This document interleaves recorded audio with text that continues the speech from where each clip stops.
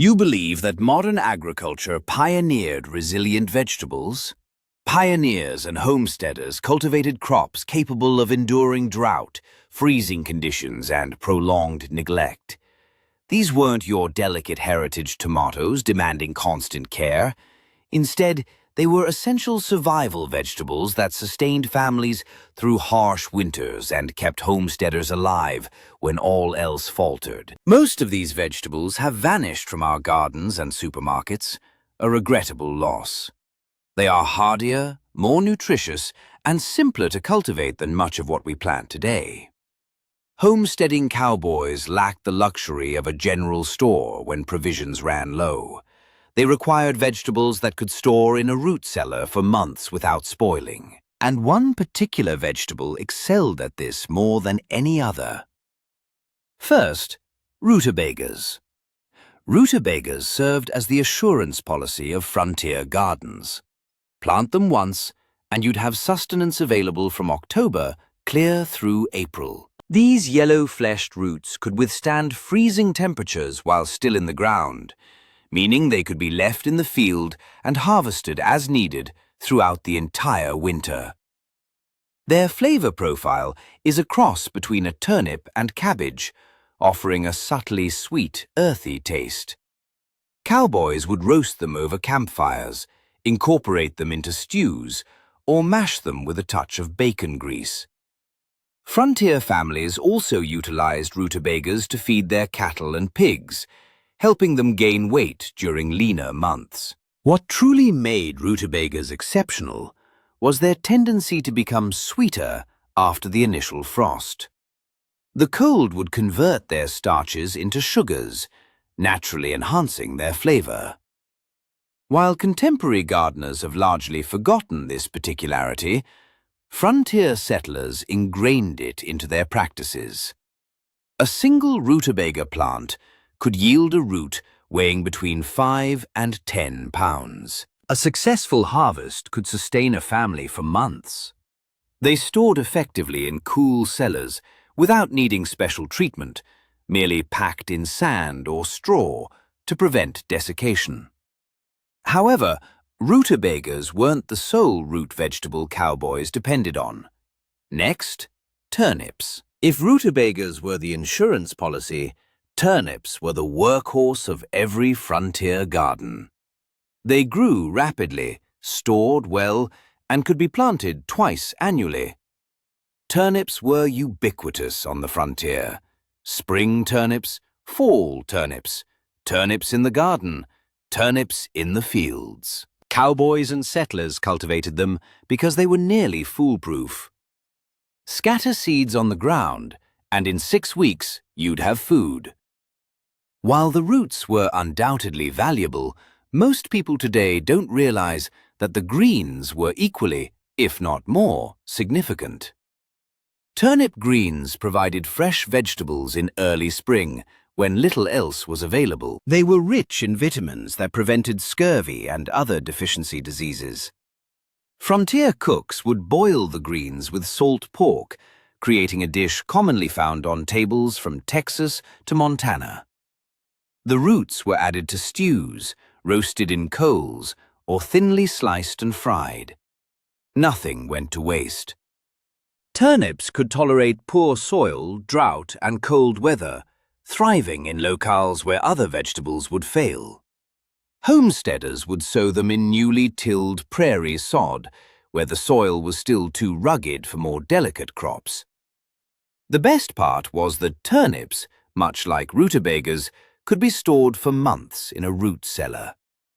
Packed in sand, they would remain viable throughout the winter. A family could survive on turnips and salt pork when other provisions were depleted. Third, salsify. This next item sounds refined, but it flourished naturally across much of the American West.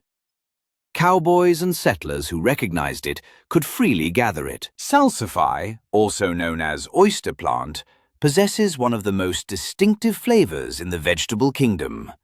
When properly cooked, it genuinely mimics the taste of oysters. This made it incredibly valuable on the frontier, particularly for families living hundreds of miles from the ocean who had not sampled seafood in years. The plant features long, slender roots encased in rough brown skin. You would never guess they were edible just by their appearance. Yet once peeled, the inner white flesh becomes creamy and delicate when cooked. Frontier settlers would boil salsify roots, then fry them in butter or bacon grease. The outcome so closely resembled fried oysters that it deceived more than a few cowboys. Some families reserved it for special occasions, treating it as a luxury, despite its prevalence in ditches and along roadsides. Salsify was also one of the few vegetables that could remain in the ground throughout the winter. The roots actually improved in flavor after freezing, becoming sweeter and more tender. Settlers would unearth them in late winter or early spring, when food supplies were at their lowest. Two varieties grew on the frontier: white salsify and black salsify. Both were edible, tasted alike, and have almost entirely vanished from modern gardens. You would be hard-pressed to find either in a grocery store today. Fourth, Mangelwurzels. Cowboys didn't solely cultivate vegetables for themselves. They also required crops to feed their horses and cattle. One particular vegetable performed this dual function better than any other.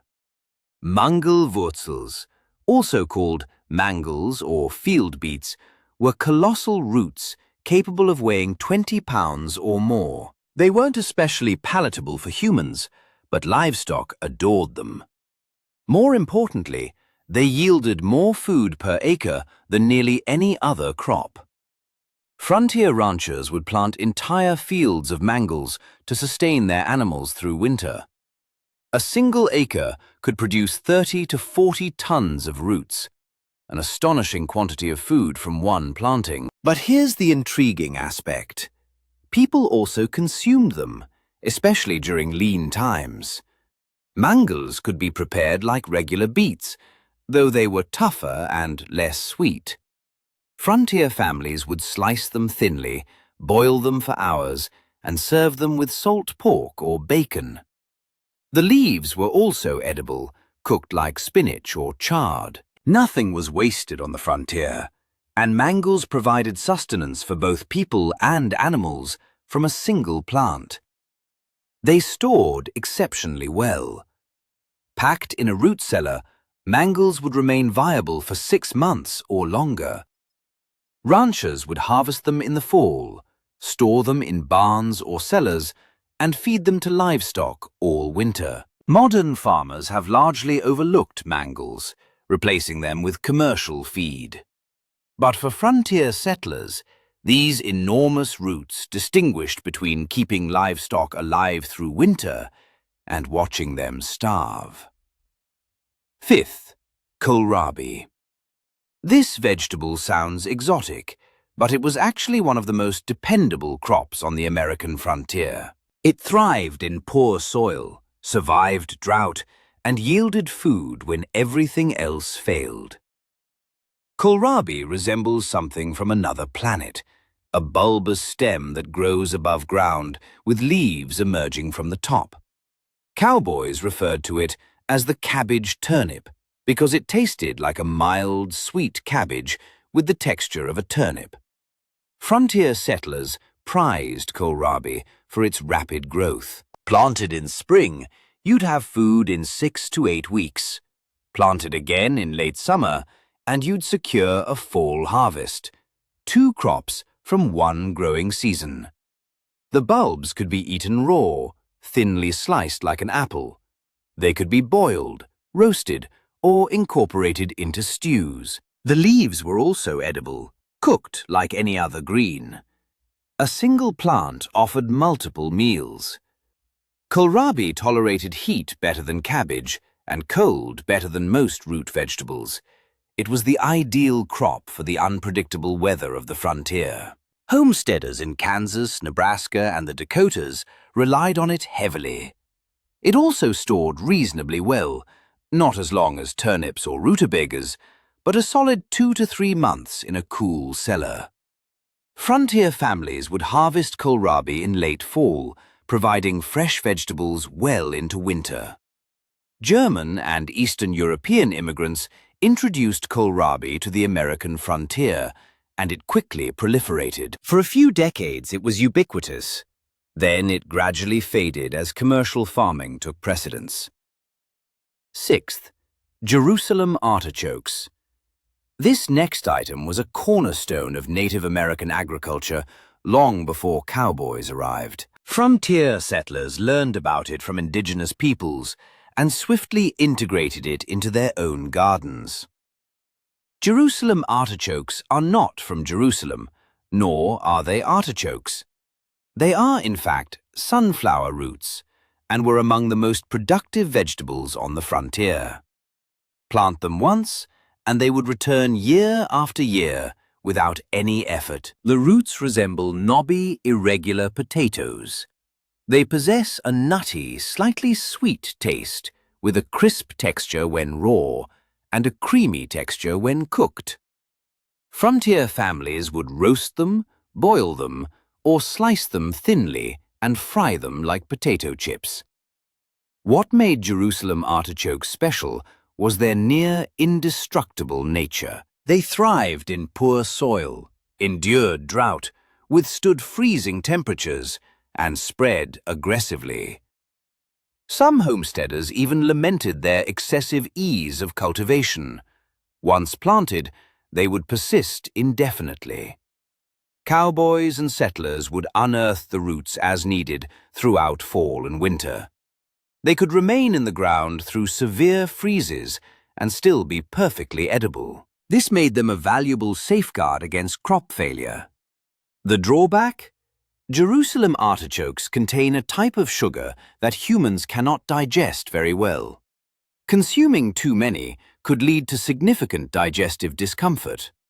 Cowboys learn to eat them in moderation, usually mixed with other foods. Despite this peculiarity, Jerusalem artichokes were common on the frontier. Nearly every homestead had a patch growing somewhere. They provided reliable food with almost no labor required. Today, you would be fortunate to find them in a specialty grocery store. Most people have never even heard of them. Seventh, scorzonera. This vegetable was considered a delicacy on the frontier. Reserved for special occasions and Sunday meals, this crop demanded more cultivation than most, but pioneers and cowboys deemed the effort worthwhile. Frequently referred to as black salsify due to its dark epidermis, scorzonera was, in fact, a distinct botanical species, renowned for its milder, sweeter essence. Frontier cultivators, who grew both, favored scorzonera for consumption, while salsify was more commonly employed for medicinal applications. The roots, long and unbent, were less cumbersome to cleanse and ready than conventional salsify. Upon cooking, they adopted a creamy, delicate consistency, their taste spectrum falling somewhere between fresh asparagus and tender artichoke hearts. Early settlers often boiled them, then presented them with butter or a cream sauce when such luxuries were available. Scorzonera boasted another advantage: its superior storage capabilities compared to nearly any other root vegetable. Harvested in autumn and encased in sand, the roots retained their freshness until the subsequent summer, proving invaluable for frontier families who relied on sustenance to endure lengthy winters. Although the roots were predominantly preferred, the leaves were also edible. Youthful leaves could be incorporated into salads, while more mature ones were prepared akin to spinach. Cultivating scorzonera necessitated patience. The roots required an entire season to mature and thrived in deep, well-aerated soil for optimal growth. However, for frontier inhabitants with ample land and endurance, dedicating a few rows to this plant was a commendable endeavor. Like many frontier vegetables, scorzonera has nearly vanished from contemporary awareness. Modern horticulturists have overlooked it, and commercial agriculturalists never embraced it due to the challenges of mechanical harvesting. Number 8. Good King Henry. This particular vegetable marked the advent of fresh provisions in spring on the frontier. When cowboys and settlers were weary of a diet of stored roots and salted pork, this plant would emerge heroically. Despite its playful epithet, Good King Henry was a vital crop on the frontier. As a perennial green, it regenerated annually, yielding edible leaves, shoots, and nascent flower buds. A single planting could sustain a family for a decade or more. The nascent shoots in springtime were consumed like asparagus, whether boiled, fried, or roasted. The leaves were prepared like spinach throughout the growing period. The embryonic flower buds could be readied much like miniature broccoli. One plant, 3 distinct provisions. Good King Henry exhibited remarkable resilience, enduring harsh winters, reappearing early in spring, and sustaining production until the initial severe autumn frost. Frontier homesteaders cultivated it near their dwellings for convenient harvesting. Its nutritional profile was equally impressive. The leaves contained a higher iron content than spinach and substantial levels of vitamin C. Following a winter diet of stored, nutritionally depleted foodstuffs, fresh Good King Henry was instrumental in preventing scurvy and other deficiency ailments. European immigrants introduced it to America, from where it diffused across the frontier. For a time, almost every homestead featured a small patch growing by the kitchen portal. Subsequently, it gradually faded as populations gravitated towards urban centers and perennial vegetables were forgotten. Today, Good King Henry is exceedingly rare. A handful of specialized seed purveyors still offer it, but most gardeners remain unfamiliar with its existence. Number 9. Lovage. Cowboys and frontier settlers were typically unable to afford extravagant spices and seasonings, but they could cultivate this vegetable, which imparted flavor to otherwise monotonous meals. Lovage is an herb whose taste profile resembles celery with amplified intensity. Its leaves, stems, seeds, and roots are all palatable and boast a potent flavor. A small quantity goes a long way, rendering it ideal for the frontier, where diversity was scarce. Frontier cooks would infuse lovage leaves into soups and stews, bestowing upon them a rich, savory essence. The stems could be candied to create a sweet confection. The seeds were desiccated and utilized akin to celery seed. The roots were occasionally cooked like parsnips, though their flavor was exceedingly robust. Lovage is a perennial herb that can reach heights of 6 feet or more. Planted once, it regenerates year after year, expanding in size and productivity. A single plant could furnish seasoning for an entire homestead. Its hardiness was equally impressive. Lovage withstood severe winters, re-emerged early in spring, and continued growing until late autumn. Once established, it demanded virtually no maintenance. European immigrants introduced lovage to the frontier, and it became a common sight in homestead gardens. Cowboys working on ranches would sometimes discover it flourishing near abandoned homesteads, a testament to past inhabitants. Its flavor was so concentrated that a solitary leaf could season an entire pot of beans or stew, making it economically advantageous as little was needed to make an impact. Modern culinary practices have largely disregarded lovage. It has been supplanted by celery and commercially manufactured seasonings. But for frontier families, it was an indispensable element in rendering plain food palatable. Number 10. Parsnips. Not every forgotten vegetable was solely about survival.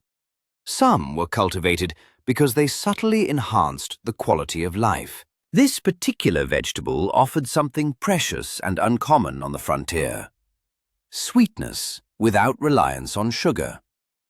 When sugar was costly or inaccessible, cowboys and settlers turned to this root vegetable. Parsnips resemble white carrots, but possess a distinctly different flavor profile.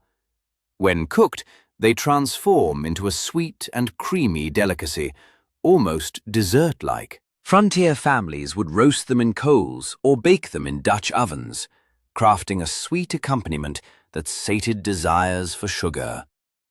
The secret to delectable parsnips lies in cold temperatures. Similar to rutabagas, parsnips acquire a heightened sweetness after a frost. The cold catalyzes the conversion of their starches into sugars, dramatically improving their flavor. Frontier gardeners would leave them in the ground throughout winter, unearthing them as needed.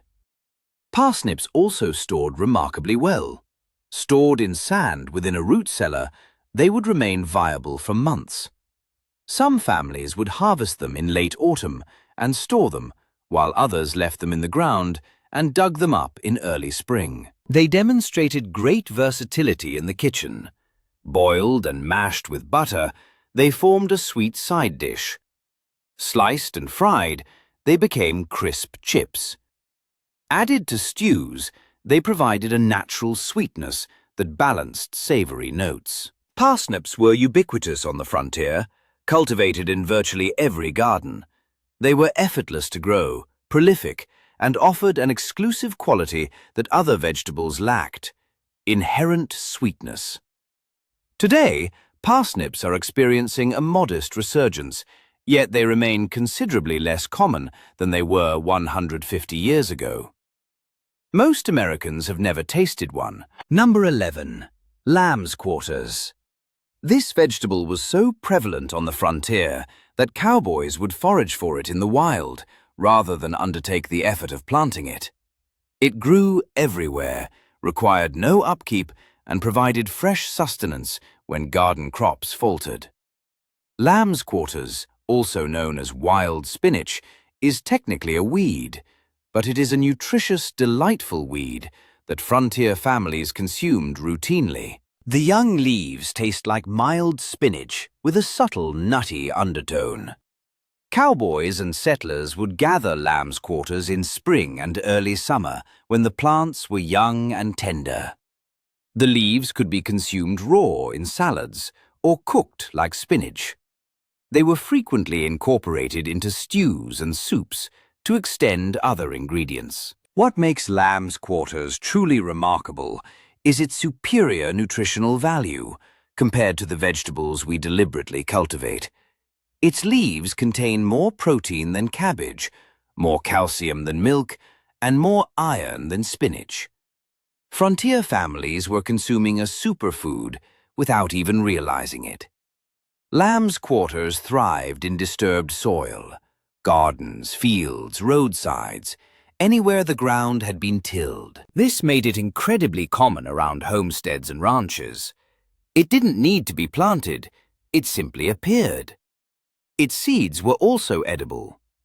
Native Americans had been harvesting and consuming lamb's quarters seeds for millennia prior to the arrival of Europeans. Some frontier families adopted this practice and would gather the seeds in autumn, grinding them into flour. Modern agriculture considers lamb's quarters a troublesome weed and strives to eradicate it. We apply herbicides to destroy a plant that is more nutritious than most of what we intentionally cultivate. This is one of the profound ironies of contemporary farming. Number 12. Sea kale. Not all frontier vegetables were wild. Some demanded meticulous cultivation and offered distinctive flavors in return. This next vegetable was grown specifically for its unusual taste, a taste that reminded frontier settlers of the ocean, even when they were 1,000 miles from the coastline. Despite its name, sea kale does not originate from the sea. However, it does possess a subtly salty and mineral-rich flavor, evocative of seafood. Frontier gardeners who cultivated it considered it a delicacy. The plant produces thick, fleshy stems that are blanched by encasing them with soil or straw. This process ensures they remain white and tender. When cooked, their taste is a hybrid of asparagus and cabbage with a unique briny essence. Cultivating sea kale required more exertion than most frontier vegetables. The plants needed a year to establish before harvesting, and the blanching procedure demanded time and attentiveness. Nevertheless, for settlers who yearned for something exceptional on their table, the effort was well worth it. Sea kale is a perennial that regenerates year after year. Once established, a patch could produce for a decade or more.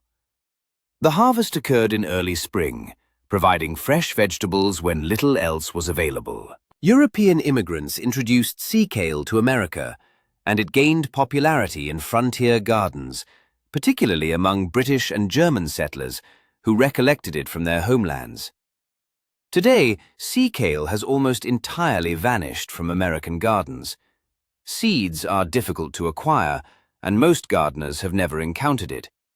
However, for a brief period on the frontier, it was a prized crop. Number 13. Horseradish. While sea kale demanded meticulous cultivation, this next vegetable was its antithesis. So effortless to cultivate, it was almost impossible to suppress its growth. This particular plant proved to be a dual-edged sword on the frontier. It furnished sustenance when needed, yet, once established, its presence became permanent, regardless of desire. Horseradish, a root vegetable, boasts an exceptionally pungent, peppery flavor. Pioneers utilized it as a condiment, grating the fresh root and blending it with vinegar to fashion a zestful sauce that invigorated plain meals. This plant is almost indomitable. Even a small root fragment, once planted, will flourish. Attempting to completely remove it is futile, as any minuscule remnant will inevitably sprout anew. Horseradish spreads aggressively, capable of engulfing a garden if left unchecked. However, this tenacious quality rendered it invaluable on the frontier. A single planting guaranteed a perpetual supply of this spicy condiment. Cowboys and settlers would excavate roots as required, freshly grate them, and employ them to season meats, beans, and stews. Horseradish also possessed medicinal attributes. Its sharp oils were believed to alleviate sinus issues and respiratory ailments. Some frontier households employed it as a remedy for colds and congestion. The roots could be stored in sand within a root cellar, preserving their freshness for months. Alternatively, one could simply leave them in the earth and unearth them as needed, even during winter. Horseradish was a common sight in frontier homesteads, typically situated in a garden corner, where it could proliferate without encroaching upon other crops. Many abandoned homesteads still exhibit growing horseradish decades after the initial settlers departed. While most individuals today purchase horseradish in jars from stores, few realize the simplicity of cultivating their own. Not all forgotten vegetables focused solely on taste or nourishment. Some fulfilled multiple roles, providing both food and other valuable commodities. Consider the next plant, cultivated for its leaves, which served both as sustenance and a source of blue dye. It was one of the rare vegetables that generated value even before consumption. Primarily a dye plant used to produce blue hues for fabric, its young leaves were also edible, possessing a mild, subtly peppery taste akin to mustard greens. Frontier families would gather the initial spring leaves for eating, subsequently allowing the plant to mature for dye extraction. The leaves required harvesting when young, prior to the plant developing the compounds essential for coloring. Once mature, the leaves became excessively bitter and chemically laden for safe consumption. Woad held significant value on the frontier due to its dual utility. One could consume the spring greens, then harvest the mature leaves for dye production. This made it an economical crop to cultivate, particularly for families who produce their own textiles and attire. The plant is biennial, meaning its life cycle spans 2 years. First-year plants yielded edible leaves, while second-year plants produced dye and seeds for the subsequent generation.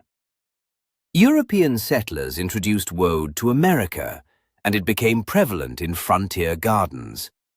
However, with the advent of more accessible and affordable commercial dyes, woad gradually faded into obscurity.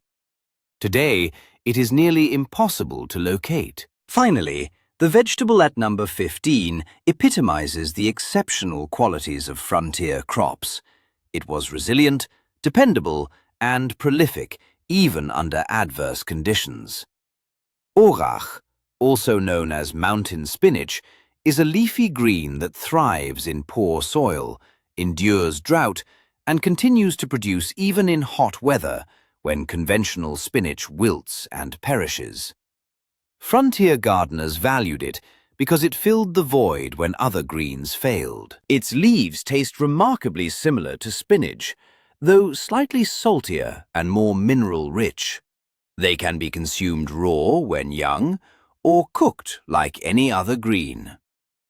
The plants reach heights of 4 to 6 feet, yielding an abundance of leaves from a single planting. Orach manifests in several colors: green, red, and golden. Frontier gardens frequently showcased all 3 varieties growing in unison, creating a vibrant display while providing nourishment. This plant was particularly precious in the arid West, where water was scarce and typical vegetables struggled. Orach could subsist on minimal water, rendering it ideal for homesteaders in dry regions. It also readily self-seeded. Allowing a few plants to go to seed ensured that orach would reappear on its own the following year, making it economical and low maintenance. Indigenous to Europe and Asia, orach was brought to America by immigrants and swiftly disseminated across the frontier. For several decades, it was a common sight in gardens from Texas to Montana. Then it vanished. Modern gardeners forgot about it, and commercial farms never bothered with it. Today, orach is almost impossible to find, despite being more heat-tolerant and drought-resistant than the spinach we painstakingly cultivate. From rutabagas to orach, these 15 vegetables sustained the American frontier. They were tough, dependable, and fruitful in ways that contemporary vegetables often are not. They withstood drought, freezing temperatures, and neglect. They could be stored for months without refrigeration, providing nutrition when nothing else would grow. We have supplanted them with vegetables that demand constant attention, ideal soil, and perfect weather. Perhaps it's time to reintroduce some of these forgotten crops. If you found this video engaging, please hit the like button and subscribe for more stories.